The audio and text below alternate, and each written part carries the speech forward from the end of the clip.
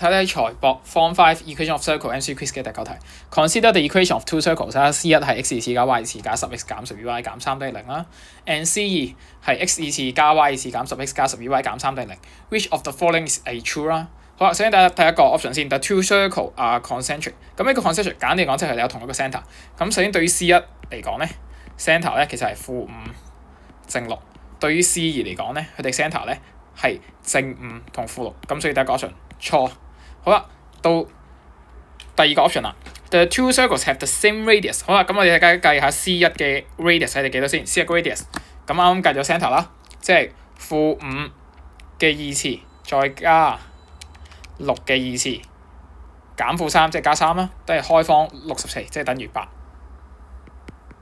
好啦，咁 C2 咧 ，C2 都係正5嘅2次啦，再加6嘅2次，減負3。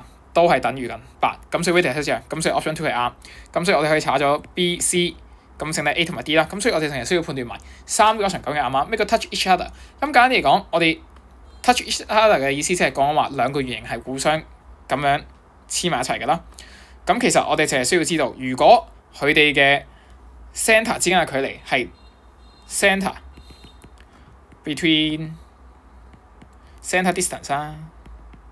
between two circle 係 equal to 兩個 R， 即係兩個 radius 嘅話咧，咁佢哋就 touch each other。咁所以我哋首先要計下佢哋 centre 之間嘅距離先。咁用翻 distance formula， 負5減5嘅2次，再加6減負6嘅2次，咁即係等於緊10嘅2次啦，再加12嘅2次，就等於開方244，咁唔等於2R 唔等於16，咁所以就錯。所以正確答案咧就應該會得翻2 option 係啱嘅啫。